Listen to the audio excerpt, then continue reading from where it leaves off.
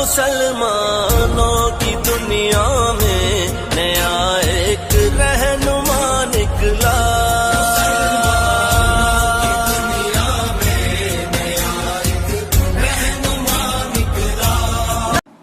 عزیز طلبہ کرام، گزشتہ سبق میں ہم نے کلمے کی تعریف اور اس کے اقسام کی دلیل حصر کو بیان کیا۔ اب اس کے بعد آج ہم کلمے کی تعریف اور اس کی علامتوں کو پڑھیں گے۔ تو چلیے شروع کرتے ہیں۔ بسم اللہ الرحمن الرحیم، صلو علی الحبیب صلی اللہ تعالی علیہ وسلم۔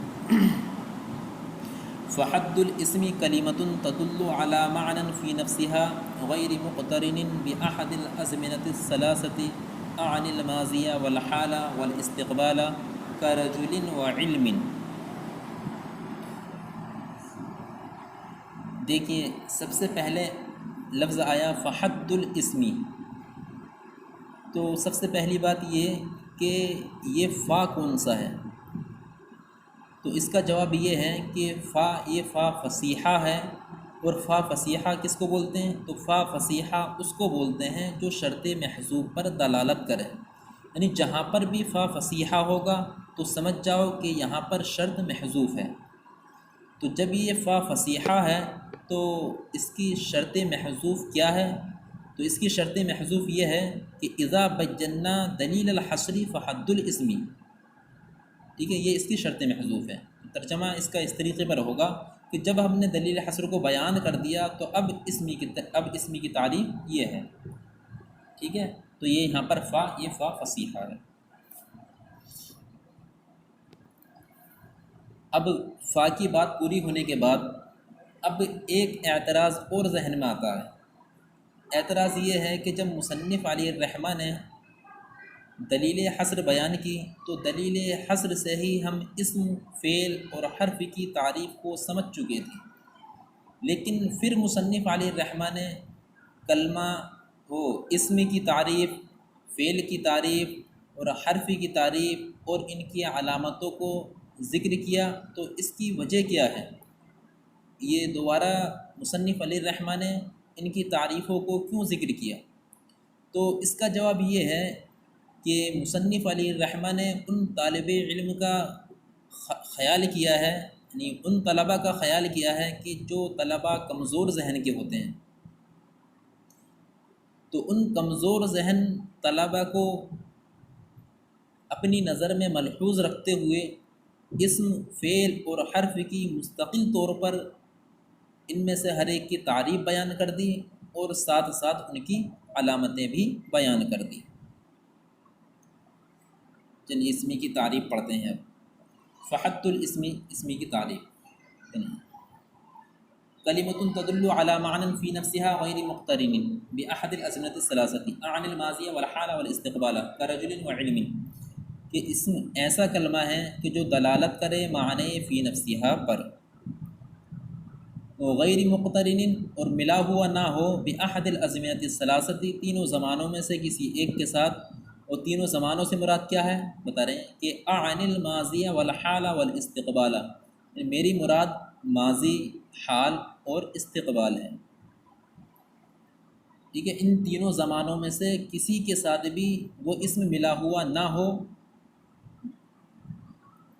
ٹھیک ہے، تو وہ اسم ہوگا۔ مثال کے طور پر اس میں مثال دی کا رجل و علم، تو یہاں پر یہ دونوں پر زیر جو پڑھا جا رہا ہے، تو اس کی وجہ یہ ہے کہ کاف حرف جر ان کے اوپر داخل ہو گیا، اس وجہ سے ان دونوں لفظوں کے نیچے کسرہ پڑھا جا رہا ہے، نہیں تو یہ رجل اور علم پڑھا جائے گا۔ تو رجل اور علم، تو رجل یہ مرد کے معنی میں ہے، اور لفظ رجل کے اندر نہ ہی زمانہ ماضی پائے جا رہا ہے، نہ ہی زمانہ حال اور نہ ہی زمانہ استقبال۔ ایسی علم کے اندر نہ ہی زمانہ ماضی، نہ ہی زمانہ حال، نہ ہی زمانہ استقبال، کوئی زمانہ نہیں پایا جا رہا ہے۔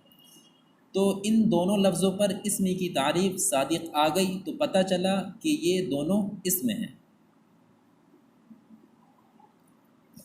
لیکن معنن فی نفسہا اس کا معنی کیا ہے؟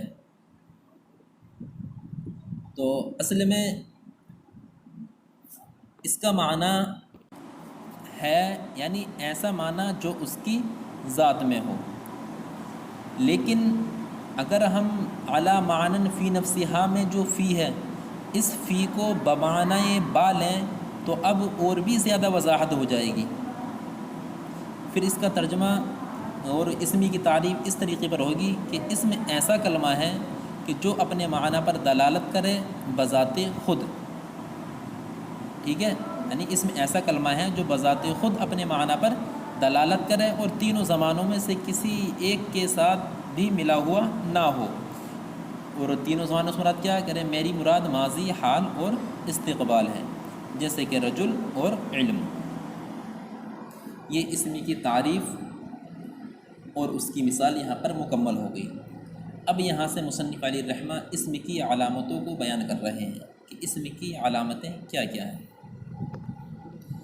کہ وَعَلَامَتُهُ صِحَّةُ الْإِخْبَارِ عَنْهُ نَحْوُ زَيْدٌ قَائِمٌ، اور اس کی علامت، اب علامتہ کی جو ہو ضمیر ہے یہ اسمی کی طرف لوٹ رہی ہے، یعنی اسمی کی علامت، یعنی اور اسمی کی علامت اخبار عنہ کا صحیح ہونا ہے، جیسے کہ مثال دی ہے زید قائم، زید کھڑا ہے۔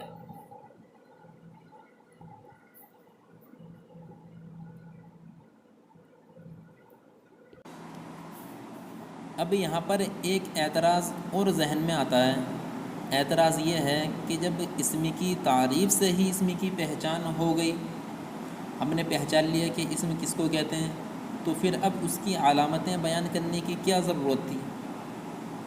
تو اس کا جواب یہ ہے کہ جو چیز خارج میں موجود ہو، ٹھیک ہے، یعنی جو چیز بھی خارج میں موجود ہو تو اس کے دو وجود ہوا کرتے ہیں، ایک ہوتا ہے وجود ذہنی اور ایک ہوتا ہے وجود خارجی۔ تو تعریف کے ذریعے جو چیز ہم کو حاصل ہوئی، جو شے ہم کو تعریف کے ذریعے حاصل ہوئی تو اس کو کہتے ہیں وجود ذہنی، اور علامتوں کے ذریعے جو چیز حاصل ہوگی تو اس کو بولتے ہیں وجود خارجی۔ تو اسی طریقے سے اسمی کی تعریف اور اسی طریقے سے فعل اور حرفی کی تعریف، تو ان کی تعریف جو ہے یہ وجود ان کے ذریعے وجود ذہنی حاصل ہوگا، اور ان کی علامتوں کے ذریعے ہم کو وجود خارجی حاصل ہو جائے گا۔ پھر ہم علامتوں کو دیکھ کر اور جو الفاظ آئیں گے تو اس میں ہم پہچان کر لیں گے، اسم اور فعل اور حرف ان کی ہم کو پہچان ہو جائے گی، ٹھیک ہے، کیونکہ پھر ہم جب علامتوں پہ غور کریں گے تو ہم اسم کو بھی پہچان لیں گے، فعل کو بھی پہچان لیں گے اور حرف کو بھی پہچان لیں گے۔ اب ایک اعتراض یہاں پر یہ ذہن میں آتا ہے کہ اخبار عنہ یہ اسم کی علامت کیوں ہے؟ تو اس کا بہت شارٹ کٹ میں آپ کو جواب دیتا ہوں کہ اسم کی علامت اخبار عنہ اس لیے ہے، ایک بات یہ سمجھ لیں کہ اخبار عنہ کو مخبر عنہ بھی کہتے ہیں اور اخبار بھی کو مخبر بھی کہتے ہیں۔ تو اس کا جواب سنو کہ مخبر عنہ اسم کی علامت کیوں ہے؟ تو اس کا جواب یہ ہے کہ مخبر عنہ اسم کی علامت اس لیے ہے کہ اہل عرب نے فعل کو صرف مخبر بھی ہونے کے لیے وضع کیا ہے، ٹھیک ہے، کیا اہل عرب نے فعل کو صرف مخبر بھی ہونے کے لیے وضع کیا ہے، تو اب اگر فعل کو مخبر عنہ بنایا جائے تو خلاف وضع لازم آئے گا، تو پھر خلاف وضع لازم آئے گا۔ باقی رہا حرف، تو وہ جب بذات خود اپنے معنی پر دلالت ہی نہیں کر سکتا تو وہ بیچارہ نہ مخبر عنہ بن سکتا ہے نہ مخبر بھی، یعنی نہ مسند بن سکتا ہے اور نہ ہی وہ مسند الیہ بن سکتا ہے۔ تو اسی وجہ سے مصنف علیہ الرحمہ نے مخبر عنہ کو اسم کی علامت قرار دیا، کیونکہ اسم کی علامت قرار دینے کے لیے ضروری ہے کہ وہ مسند الیہ ہو، تو اور فعل یہ بھی مسند الیہ نہیں ہوتا، حرف تو کچھ ہوتا ہی نہیں ہے، نہ مسند ہوتا نہ مسند الیہ ہوتا ہے، تو اس وجہ سے مصنف علیہ الرحمہ نے اخبار عنہ کو اسم کی علامت قرار دیا۔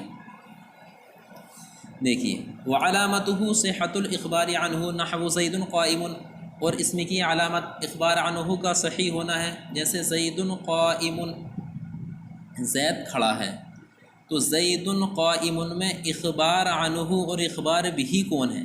دیکھو زید ہے اخبار عنہ، اور زید کو مسند الیہ بھی کہہ سکتے ہیں، اور قائم ہے اخبار بھی، اس کو مسند بھی کہہ سکتے ہیں۔ تو جیسے کہ زید قائم ہے، اس کی اخبار عنہ کی مثال دی مصنف علیہ الرحمٰن، زید قائم، تو زید بھی اس میں ہے، قائم بھی اس میں ہے۔ تو اب ہم یہ دونوں اخبار عنہ ہیں، تو ایک کو ہم اخبار عنہ بنا رہے ہیں اور دوسرے کو اخبار بھی، یعنی ایک کو ہم مسند الیہ بنا رہے ہیں اور دوسرے کو مسند، یا سیدھے الفاظ میں یہ بھی کہہ سکتے ہیں کہ ہم زید کو مبتدا بنا رہے ہیں اور قائم کو خبر بنا رہے ہیں۔ تو اصل میں جب دونوں اسم ہیں تو ہم قائم کو بھی تو ہم مسند الیہ بنا سکتے ہیں، اس کو مسند الیہ کیوں نہیں بنا رہے، اس کو مبتدا کیوں نہیں بنا رہے؟ تو اصل میں دیکھو اسم کی دو قسمیں ہوا کرتی ہیں، ایک ہوتا ہے اسم ذات اور ایک ہوتا ہے اسم صفت۔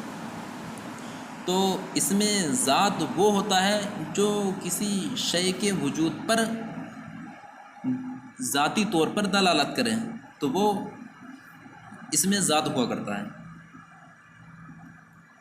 اور اسم صفت وہ ہوتا ہے کہ جو کسی کی اچھائی کو، برائی کو یا حالت کو بیان کر دے اور یا کسی صفت پر دلالت کر دے، تو وہ اسم صفت ہوا کرتا ہے۔ تو لفظ زید یہ تو اپنی ذات پر دلالت کر رہا ہے، لیکن لفظ قائم یہ اپنی ذات پر دلالت نہیں کر رہا۔ تو اسم ذات تو مسند الیہ ہوتا ہے، اسم ذات مسند الیہ ہوتا ہے، اور اسم صفت یہ مسند ہوتا ہے، ٹھیک ہے؟ اسم ذات مسند الیہ ہوتا ہے اور اسم صفت یہ مسند ہوا کرتا ہے۔ تو اس وجہ سے زید یہ مسند الیہ ہے یعنی مبتدا ہے، اور قائم مسند یعنی کہ یہ خبر ہے۔ امید ہے کہ یہ جو اس عبارت میں چند اعتراض تھے یہ آپ کے سمجھ میں آ گئے ہوں گے۔ چلیے اور کچھ علامتیں دیکھ لیتے ہیں۔ والاضافۃ نحو غلام زید، اور اضافت کا ہونا یہ بھی اسم کی علامت ہے۔ مثال دی جیسے کہ غلام زید، زید کا غلام۔ اب اضافت اسم کی علامت کیوں ہے، اس کا جواب بھی آپ سن لیں۔ میں بہت مختصر میں آپ کو سمجھانا چاہ رہا ہوں ہر ایک کو تفصیل کے ساتھ، تاکہ ہر بات آپ کے ذہن میں آ جائے، تو تھوڑا توجہ کے ساتھ ہی سنیں۔ دیکھیے اس میں اسم کی علامت اضافت کو کیوں قرار دیا، یا یہ کہہ دو کہ اضافت اسم کی علامت کیوں ہے، تو اس کا جواب یہ ہے، سب سے پہلے آپ جانتے ہی ہیں کہ اسم جو ہوتا ہے یہ معرفہ ہوا کرتا ہے، ٹھیک ہے؟ اسم جہاں پر بھی ہوگا وہ معرفہ ہی ہوگا۔ اور جب آپ کو یہ بات معلوم ہو گئی کہ اسم معرفہ ہی ہوتا ہے، تو اسی کے ضمن میں جواب آپ کو بآسانی سمجھ میں آ جائے گا۔ تو جواب اس کا یہ ہے کہ اس لیے کہ اضافت جو ہے یہ تعریف کا فائدہ دیتی ہے، اضافت جو ہے یہ تعریف کا فائدہ دیتی ہے۔ تعریف کا فائدہ کیسے دیتی ہے؟ یعنی یہ نکیرہ کو معرفہ بنا دیتی ہے۔ کس طریقے پر؟ یعنی جب نکیرہ کی اضافت ہم جب معرفہ کی طرف کر دیں گے تو وہ بھی کیا ہو جائے گا، پھر معرفہ ہو جائے گا۔ جیسے کہ غلام زید، زید کا غلام، اس میں غلام نکیرہ ہے اور زید معرفہ تھا، تو ہم نے جب نکیرہ کی اضافت معرفہ کی طرف کر دی تو یہ بھی کیا ہو گیا، معرفہ ہو گیا۔ اور اضافت دوسری بات یہ ہے کہ اضافت یہ تخصیص کا بھی فائدہ دیتی ہے، یعنی جب نکیرہ کی اضافت نکیرہ ہی کی طرف کر دی جائے تو اس وقت یہ تخصیص کا فائدہ دیتی ہے۔ جیسے کہ غلام رجل، تو غلام بھی نکیرہ ہے اور رجل بھی نکیرہ ہے، تو دونوں نکیرہ ہیں، اور قاعدہ ہے کہ جب نکیرہ کی اضافت نکیرہ کی طرف ہو تو اس کے اندر پھر تخصیص کا معنی پیدا ہو جاتا ہے۔ تو یہ تعریف اور تخصیص یہ خاص ہیں اسم ہی کے ساتھ میں، جب یہ اسم کے ساتھ میں خاص ہیں تو لہذا اضافت بھی اسم کے ساتھ خاص ہوگی۔ بس صرف یہی دو باتیں ہیں اضافت کے اندر۔ والاضافۃ نحو غلام زید، اور اضافت جیسے کہ غلام زید، یعنی اسم کی علامت کیا ہے دوسری؟ اضافت۔ جیسے کہ غلام زید. ودخول لام التعریفی، اور لام تعریف کا داخل ہونا. دیکھیے لام تعریف کا داخل ہونا، اس میں چند اہم بات ہیں، اس کو بھی آپ ذہن نشی کر لیں تو آنے والی کتابوں میں آپ کے لیے آسانی ہو جائے گی. تو سب سے پہلی بات تو یہ کہ مصنف نے اس لام تعریف کو اسم کی نشانی یا اسم کی علامت کیوں قرار دیا. تو لام تعریف کو مصنف علیہ الرحمہ نے اسم کی علامت اس لیے قرار دیا کیونکہ لام تعریف یہ تعریف کا فائدہ دیتا ہے. ٹھیک ہے، تعریف سے مراد کیا، یعنی معرفہ کر دینے کا فائدہ دیتا ہے، اور تعریف یہ اسم ہی کے ساتھ میں خاص ہے، لہذا یہ لام تعریف اسم ہی کی علامت بن جائے گا. اور یہ بھی کہ مصنف علیہ الرحمہ نے لام تعریف اس لیے کہا تاکہ لام امر، لام کئے، لام تاکید وغیرہ سے بھی احتراز ہو جائے، یعنی وہ خارج ہو جائیں، تاکہ یہ نہ ہو صرف لام کہہ دیتے تو مطلب طلباء کا ذہن کہیں اس طرف نہ چلا جاتا کہ لام سے مراد لام کئے ہے یا لام تاکید ہے یا لام امر ہے، اس لیے لام تعریف کہہ دیا تاکہ یہ ذہن میں آنے سے پہلے ہی خارج ہو جائے کہ نہ لام کئے ہے، نہ لام تاکید ہے، نہ لام امر ہے، بلکہ لام تعریف ہے. ٹھیک ہے، تو لام تعریف بھی اسم کی علامت ہے، تو لام تعریف کا داخل ہونا یہ بھی اسم کی علامتوں میں سے ہے. جب لام تعریف داخل ہو جائے گا تو پتہ چل جائے گا کہ یہ لفظ جو ہے یہ اسم ہے. اور ایک چیز اور، اصل میں لام تعریف کیا ہوتا، یہ الف لام تو تعریف کا پڑھا تھا کہ الف لام تعریف کا ہوتا ہے، صرف لام تعریف کہاں سے آ گیا؟ یعنی مصنف نے اپنی عبارت میں لکھا ہے دخول لام التعریفی، یعنی لام تعریف کا داخل ہونا. حالانکہ مشہور تو یہ ہے کہ الف لام کا داخل ہونا.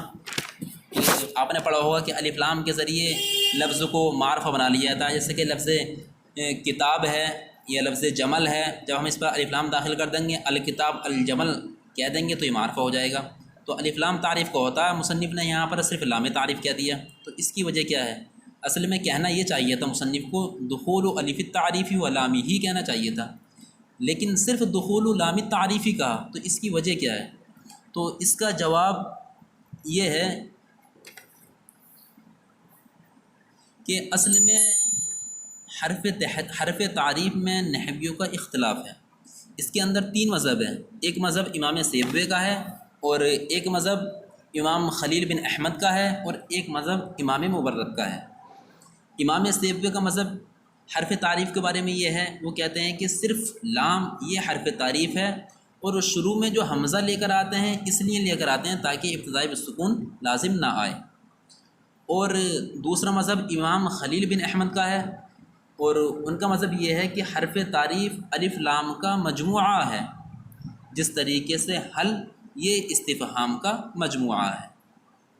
اور امام مبرد کہتے ہیں کہ حرف تعریف صرف حمزہ ہے، لام جو اس کے بعد میں زیادہ کیا جاتا ہے تو وہ اس لیے زیادہ کیا جاتا ہے تاکہ حمزہ تعریف اور حمزہ استفہام میں فرق ہو جائے. لیکن ان تینوں مذہب کے اندر مصنف کے نزدیک جو پسندیدہ مذہب ہے وہ امام سیبوی کا مذہب ہے. ٹھیک ہے، اسی کو مصنف علیہ الرحمہ نے اختیار کیا ہے. تو اسی وجہ سے مصنف علیہ الرحمہ نے دخول لام التعریف ہی بولا کہ لام تعریف کا داخل ہونا، کیونکہ الف لام جو لایا جاتا ہے تو وہ صرف اس لیے لایا جاتا ہے تاکہ ابتدا بالسکون لازم نہ آئے.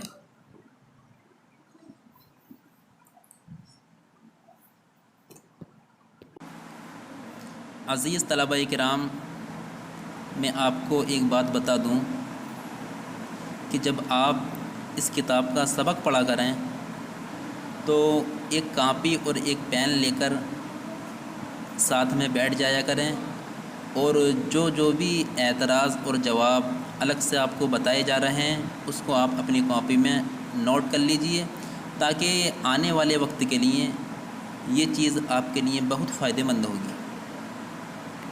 اور اگر آپ کو نحویر یا دیگر کوئی درسی کتاب پڑھنی ہے تو آپ ہمارے چینل کو سبسکرائب کریں، اور مزید یہ کہ اگر آپ کو کوئی اعتراض اگر آپ کے کوئی ذہن میں ہو تو آپ کمنٹ باکس میں اس کو کر سکتے ہیں، انشاءاللہ میں پوری جواب دینے کی کوشش کروں گا۔ ھذا ھو المرام واللہ اعلم بالصواب۔